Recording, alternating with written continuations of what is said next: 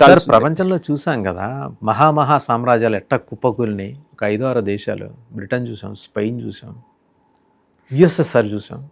Latest casualty US కాబోతుందేమో.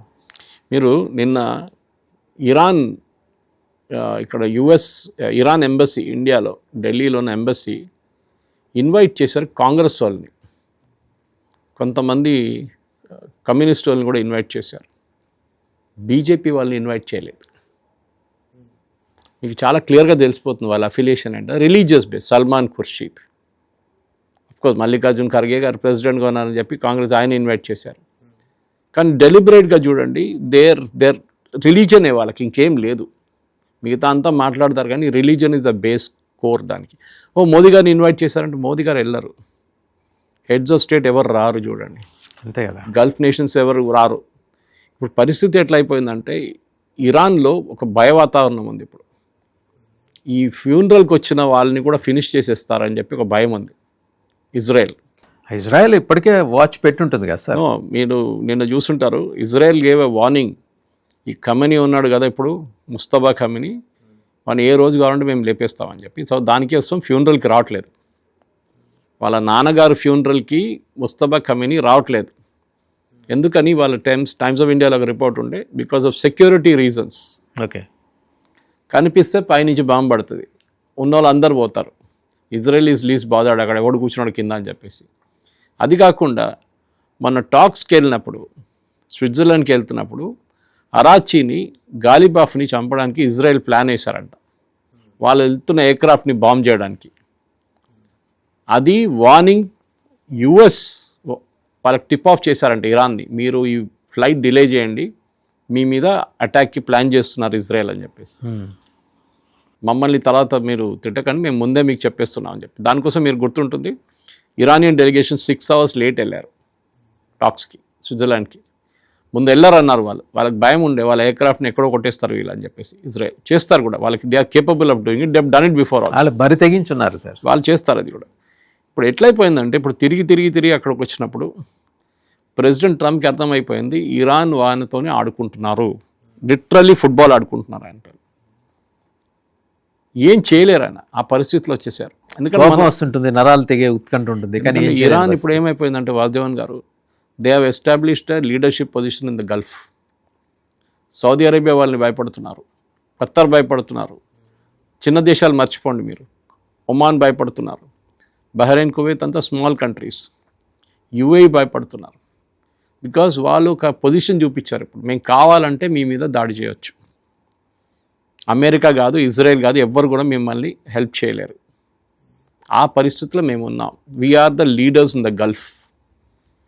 Okay, అది ఎవరు చేపించారు, ఎవరు తీసుకొచ్చారు వాళ్ళ పొజిషన్కి? Is America. ఇది ప్రెసిడెంట్ ట్రంప్ చేసిన తప్పు. ఏ రోజు ఇజ్రాయెల్ యుద్ధం మొదలు పెట్టారో, ఇజ్రాయెల్తో మీరు 28 ఫిబ్రవరి పెట్టారో, ఆ రోజు నుంచి మీరు కంటిన్యూస్గా ఇరాన్ మీద దాడి కొనసాగుతుంటే ఇప్పుడు దాకా ఇరాన్ సరెండర్ అయిపోతుండే.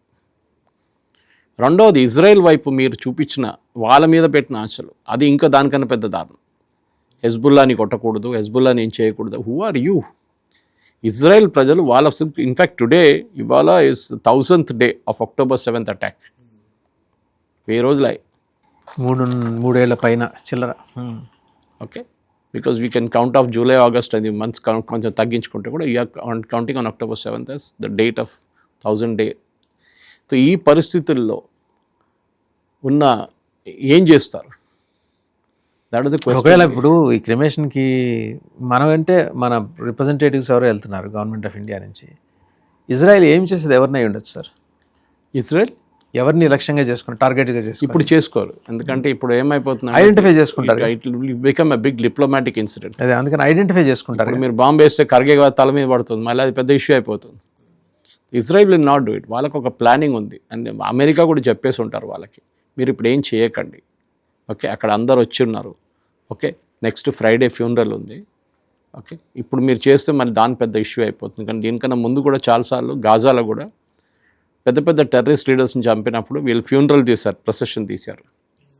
ఇజ్రాయెల్ అదే ఫ్యూనరల్ పొజిషన్ మీద దాడి చేశారు, చాలామంది చంపేశారు టెర్రరిస్ట్. సో వాళ్ళకి ఇది సెకండ్ ఎక్స్పెరిమెంట్ లాగా వాళ్ళకి ఇది, వాళ్ళు ఫైన్ ట్యూన్ చేస్తూనే ఉంటారు. సో మనకి నేను తిరిగి ఎక్కడ వస్తున్నా అంటే స్ట్రేట్ ఆఫ్ హార్మోస్ గురించి వస్తున్నాను. ఎందుకంటే మనం దాన్ని మెయింటైన్ చేయకపోతే, అంటే యుఎస్ చాలా క్లియర్గా చెప్తున్నారు, no you will go via Oman, మీరు అట్నుంచి వెళ్ళరు. వీళ్ళు అంటున్నారు మీరు అట్నుంచి తీసుకుంటే మేము మిమ్మల్ని చూసుకుంటాం, they will be a response. Okay, they'll be ఏం చెప్తారు, యాంగ్రీ రెస్పాన్స్ ఒకటి ఉంటుంది మా వైపు నుంచి. మళ్ళీ డెసిసివ్ రెస్పాన్స్ అన్నాడు. Decisive response, that is the right word used. Yes, decisive response అంటే మీ మీద మిసైల్ కొడతాం మేము. అప్పుడు షిప్స్ ఎన్ని రోజులు నడిపించుకుంటాం. ఈ డీల్ ప్రకారం ఇరాన్ టోల్ స్టార్ట్ చేస్తే వాళ్ళు బిలియన్స్ సంపాదిస్తారని చెప్పి మీకు ఇవాళ పొద్దున్న నేను ఒక వీడియో పంపించాను, చూసుంటాను. They will earn billions. This is a German channel report ఒకటి. డెఫినెట్గా దే విల్ ఎర్న్. ఇరాన్ పరాణం they will earn billions. Richest country అయిపోద్దిగా ఇరాన్. సో మీరు ఏం చేస్తున్నారు? President Trump is very weak person.